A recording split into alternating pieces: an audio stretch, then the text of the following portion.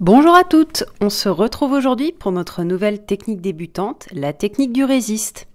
Aujourd'hui, nous allons avoir besoin d'encre Versamark, de notre planche à tamponner avec le tampon de votre choix et un morceau de papier, une feuille souple type imprimante, un pistolet chauffant, de la poudre à embosser blanche ou transparente, une encre en couleur, une brosse estompe et un peu de calque. Voilà, donc on va commencer dès à présent. J'ai déjà préparé mon morceau de papier et je vais venir tamponner mon joli petit motif feuillage avec de la Versamark. Donc je passe toujours un peu mon coussin imbibé de talc pour venir enlever les petites poussières et l'électricité statique et je viens déposer de la Versamark sur mon tampon. Ensuite, je rabats la petite fenêtre de ma planche à tamponner et j'appuie bien pour que le motif se transfère bien sur ma feuille de papier. Je l'enlève de ma planche à tamponner, on va plus en avoir besoin et je vais venir mettre sur le motif que je viens de faire de la poudre à embosser blanche. Alors la technique du résiste, elle marche aussi très bien avec de la poudre à embosser transparente. C'est vraiment comme vous voulez. Moi j'avais envie de blanc aujourd'hui, je le fais en blanc. J'enlève l'excédent et au passage, on voit un de mes chats sur la vidéo qui passe tranquillement. Et je viens remettre l'excédent de la poudre dans mon petit récipient.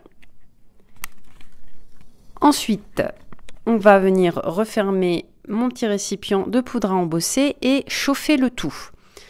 Donc là, on va chauffer, comme vous l'avez vu sur mes deux dernières vidéos, on va dire quelques secondes pour que la poudre fonde et grossisse pour donner ce joli effet brillant et bombé que l'on aime dans l'embossage.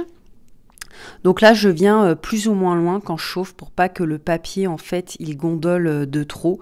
Et on voit que la poudre commence à fondre et à faire apparaître notre joli motif de feuille.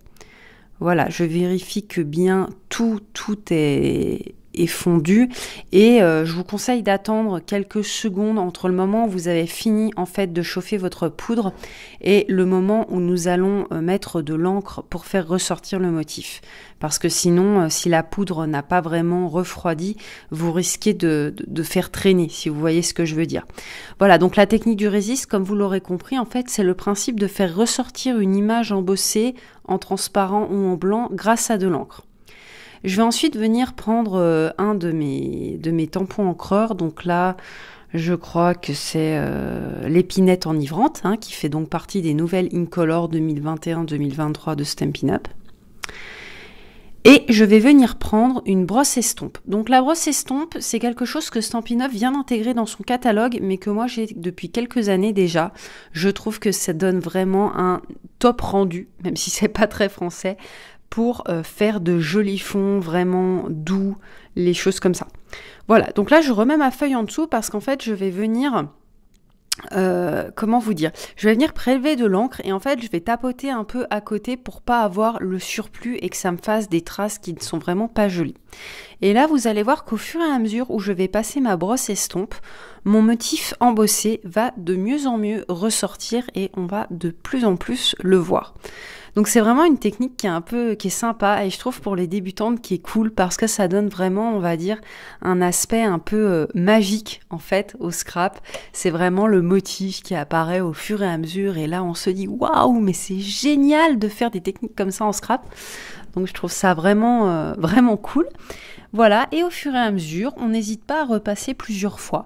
Alors à la brosse à estompe, ça dépend ce que vous souhaitez en fait comme intensité de couleur. Moi j'ai envie que ce soit bien intense, donc je repasse plusieurs fois.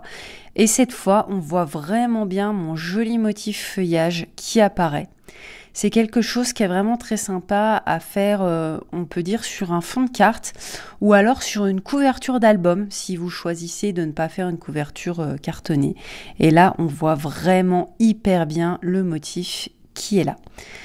Voilà, c'est tout pour cette technique de résiste et on se retrouve très très bientôt pour une autre technique débutante.